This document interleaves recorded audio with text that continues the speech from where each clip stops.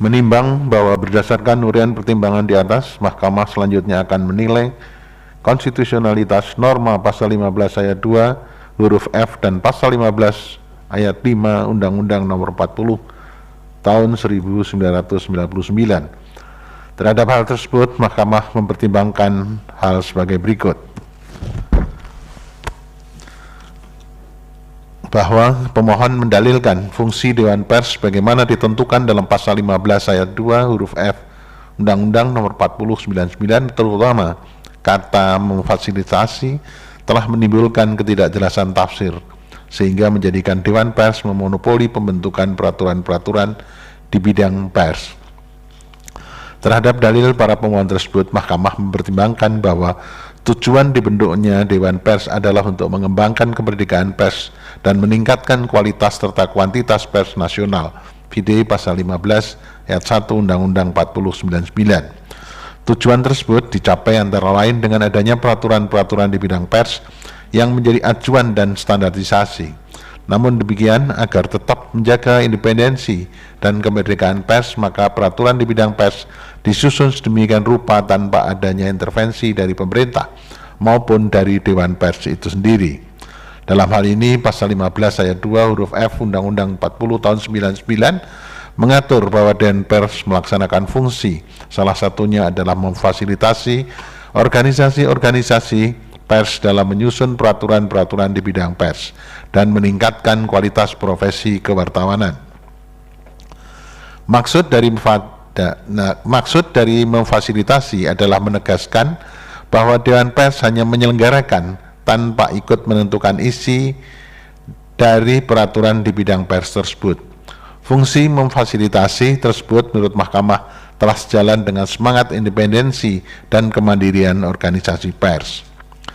Latar belakang dan cita-cita pembentukan Undang-Undang 4099 menghendaki kelembagaan, struktur keanggotaan, dan kegiatan Dewan Pers disesuaikan dengan semangat reformasi serta bersifat independen.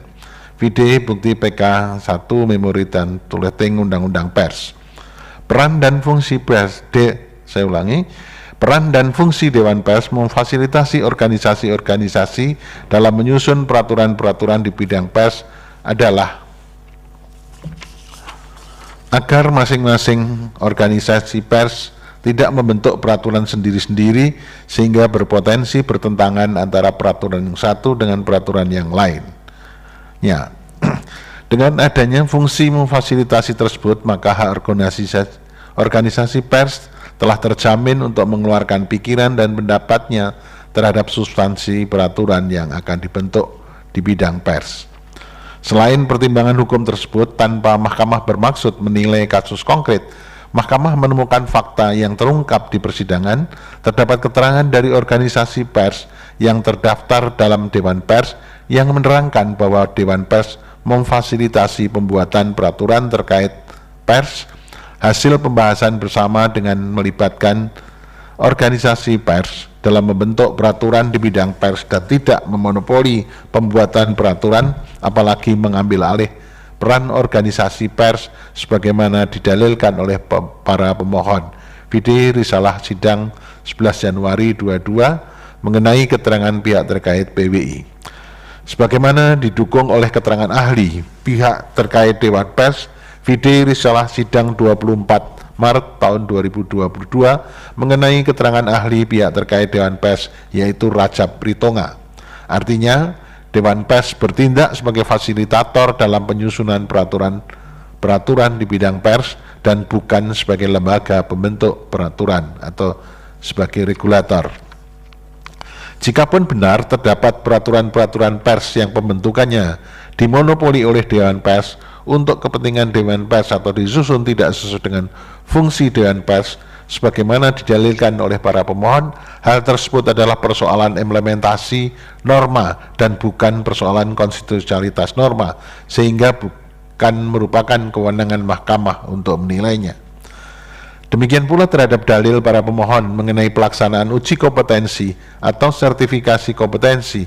Menurut Mahkamah, hal tersebut adalah persoalan konkret yang sudah pula diselesaikan melalui putusan Pengadilan Negeri Jakarta Pusat nomor 235 dan seterusnya Yungto putusan Pengadilan Tinggi DKI Jakarta nomor 331 dan seterusnya, vide bukti PT1, bukti PT6, bukti P Inter 31, bukti P Inter 32, dan bukti PK2B.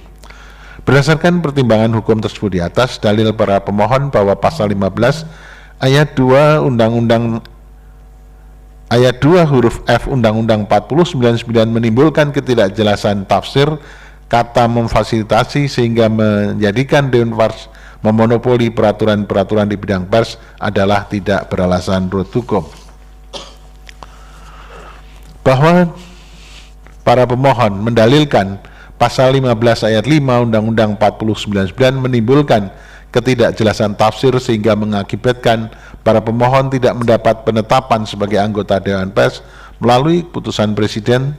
Terhadap dalil para pemohon tersebut, Mahkamah mempertimbangkan keanggotaan Dewan Pers yang ditetapkan dengan keputusan Presiden tidaklah mengurangi independensi Dewan Pers, mengingat proses pemilihan anggota Dewan Pers telah ditentukan dalam pasal 15 ayat 3 Undang-Undang nomor 40 tahun 99 bahwa anggota Dewan Pers terdiri dari 1. Wartawan yang dipilih oleh organisasi wartawan, 2. Pimpinan perusahaan pers yang dipilih oleh organisasi perusahaan pers, 3. Tokoh masyarakat, ahli di bidang pers dan atau komunikasi wartawan dan organisasi perusahaan pers.